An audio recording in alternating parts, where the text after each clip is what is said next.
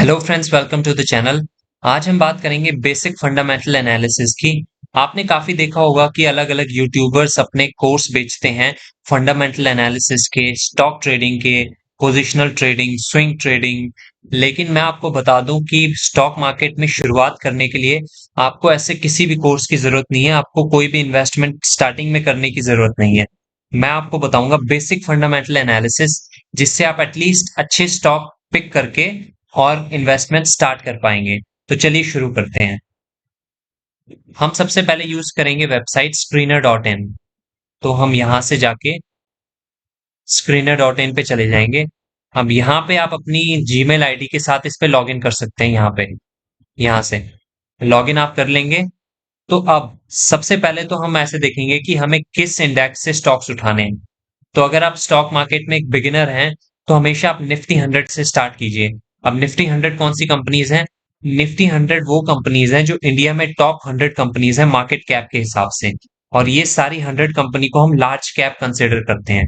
तो उन्हीं में से किसी एक कंपनी का फॉर एग्जांपल मैं देखूंगा बर्जर पेंट्स।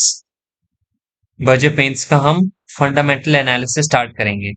तो सबसे पहले यहाँ पे आपको अलग अलग क्राइटेरियाज दिख जाएंगे, अलग अलग रेशियोज दिख जाएंगी। हम इनको एडिट भी कर सकते हैं कि हम क्या देखना चाह रहे हैं। आप यहाँ पर क्लिक कर सकते हैं एडिट रेशियोज पे। और यहाँ पे आपको जो भी चाहिए, फॉर एग्जांपल आपको चाहिए promoter holdings, change in promoter holdings यहाँ पे। तो आप अगर आपको प्रमोटर होल्डिंग्स देखनी है वहां पे चाहिए तो आप प्रमोटर होल्डिंग को क्लिक करके आप यहाँ सेव कर सकते हैं। ऐसे क्लिक करके यहाँ से सेव कर सकते हैं। तो अब मैंने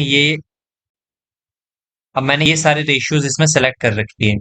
तो हम देखेंगे मार्केट कैप 65,814 करोड़ है।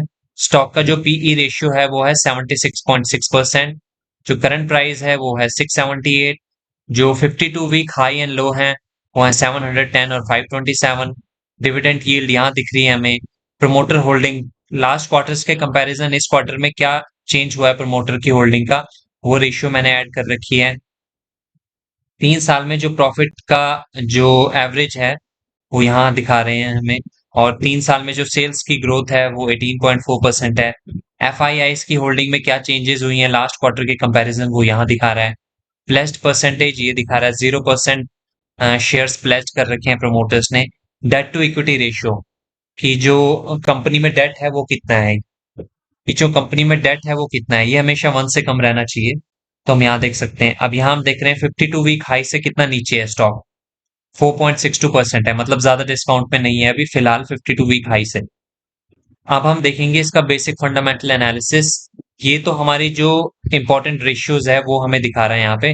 अब हम सबसे पहले यहाँ से शुरुआत करेंगे। हम देखेंगे कि स्टॉक की क्या वैल्यू है, मतलब ये ओवर वैल्यूड है थोड़ा सा या अंडर वैल्यूड है। तो उसके लिए सबसे आसान तरीका है, यहाँ पर आप चार्ट में जाएंगे, आप पीई रेशियो पे क्लिक कर देंगे। पीई रेशियो होता है प्राइस टू अर्निंग रेशियो।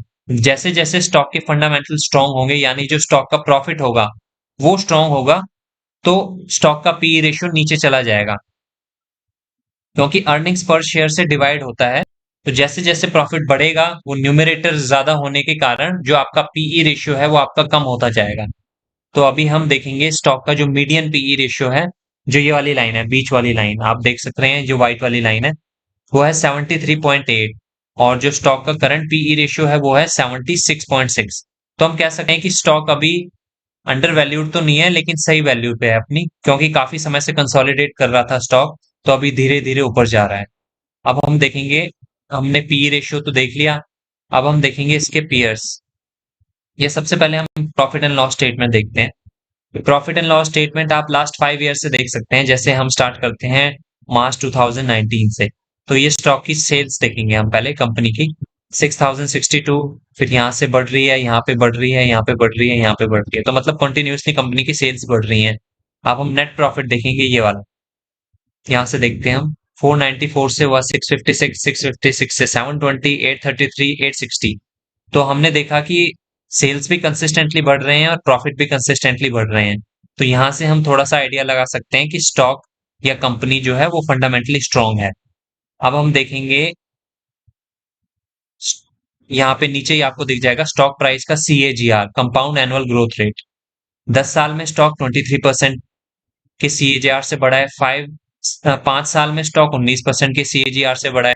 3 साल और 1 साल ये जो स्टॉक कंसोलिडेट किया था उसकी वजह से ये दो हमें कम दिख रहे हैं काफी। लेकिन हम यहाँ देख सकते हैं कंपाउंड प्रॉफिट ग्रोथ कंपनी की 15% है 10 साल में और 14% है 5 साल में। अब हम देख लेते हैं कंपनी के इन्वेस्टर्स। प्रमोटर्स के पास 75% होल्डिंग है। आप यहाँ देख सकते हैं सितंबर 2022 में 74.99 थी, तो दिसंबर 2022 में प्रमोटर्स ने थोड़ा सा बढ़ा दिया है। मतलब आप 75% से ज्यादा रख नहीं सकते प्रमोटर्स अपने पास। तो ये भी दिखाता है कि प्रमोटर्स को काफी भरोसा है अपनी कंपनी में और वो मैक्सिमम होल्डिंग्स अपने पास रखना चाहते हैं। आप FIIs की होल्डिंग्स भी देखेंगे, सितंबर 2022 में 11.13 थी, फिर थोड़ी सी कम हुई 11.11 और पिछले क्वार्टर 10.64 हो गई। लेकिन उठाया किसने? ये DIIs ने उठाया।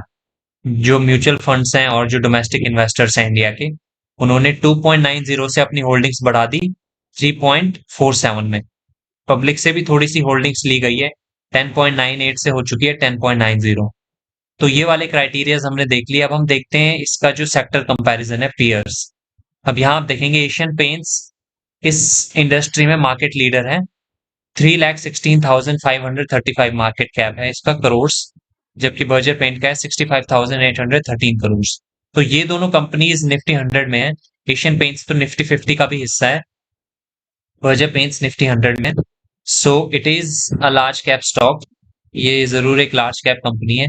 आप पीई रेशियो भी देखेंगे दोनों कंपनी का तो ऑलमोस्ट सेम ही है, 76.56 76.61। तो यहां से आप इस तरह से एक कंपनी का जो फंडामेंटल एनालिसिस है वो कर सकते हैं और जान सकते हैं कि वो कंपनी स्ट्रांग है कि नहीं है। मैं बर्जर पेंट्स के अलावा एक और कंपनी का आपको एग्जांपल देता हूं। फॉर एग्जांपल हम करेंगे LTI माइंट्री का। अब यहां से भी आपको दिख रहा है, ये इसके जो मेजर रेशियोज हैं, जो इंपॉर्टेंट रेशियोज जो मैंने सेट कर रखे हैं वो आपको दिख जाएंगे सारे। 1,47,000 मार्केट कैप है, पी रेशियो है 33.5। अब यहां से आप पी रेशियो को फिर से चेक कर सकते हैं कि डिस्काउंट में है या ऊपर है। ये रहा जो मीडियन पीई रेशियो है वो 28.4 है और ये 33.5 है। एक्चुअली ये जब मर्जर हुआ था LTI का और माइंट्री का, तो उसकी वजह से ये पी रेशियो एडजस्ट हो गया था। तो यहाँ पे आपको कुछ टाइम बाद ये और कम होता हुआ दिख जाएगा।